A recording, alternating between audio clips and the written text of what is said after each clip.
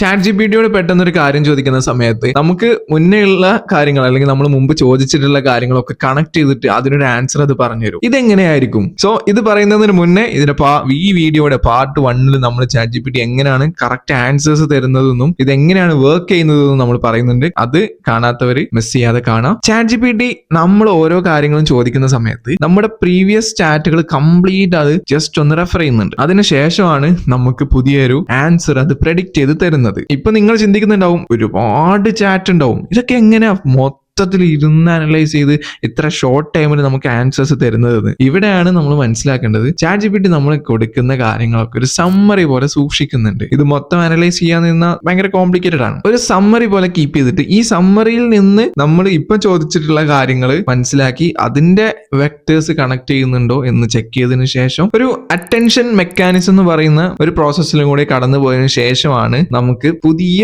ഔട്ട്പുട്ടുകൾ chat G P T തരുന്നത്. ഇതിൽ നിന്ന് നമുക്ക് ഔട്ട്പുട്ട് കിട്ടുന്ന സമയത്ത് നമ്മൾ ഭയങ്കര സാറ്റിസ്ഫൈഡ് ആയിരിക്കും. കാരണം നമ്മൾ ചോദിച്ചിട്ടുള്ള ആൻസറിന് കൂടെ നമ്മുടെ മുന്നത്തെ കാര്യങ്ങളൊക്കെ കണക്ട് ചെയ്തുകൊണ്ട് ഒരു ആൻസർ കിട്ടുമ്പോൾ അതിന്റെ ആക്യുറസി എന്ന് പറയുന്നത് വളരെ കൂടുതലായിരിക്കും. സോ ഇങ്ങനെയാണ് ചാറ്റ് ജി പി ടി മാത്രമല്ല ഒരുവിധം മോഡൽസ് ഒക്കെ വർക്ക് ചെയ്യുന്നതിന്റെ ഒരു അണ്ടർലൈൻ സ്ട്രക്ചർ എന്ന് പറയുന്നത് വളരെ ബേസിക് ആയിട്ടാണ് നമ്മൾ പറഞ്ഞിട്ടുള്ളത്. നമ്മൾ കോർ കോൺസെപ്റ്റിലേക്ക് അങ്ങനെ കാര്യങ്ങളൊന്നും പറഞ്ഞിട്ടില്ല. ജസ്റ്റ് ഇതിന്റെ ഒരു വർക്കിംഗ് എങ്ങനെയെന്ന് ഒരു ഔട്ടർ ലെയർ നമ്മൾ മനസ്സിലാക്കിയതാണ്. സോ ഇതുപോലെയുള്ള ഇൻസൈറ്റ്സ് ഇനി ഒരുപാട് കിട്ടാൻ വേണ്ടിയിട്ട് പേജ് ഒന്ന് ഫോളോ ചെയ്തോ. ബൈ.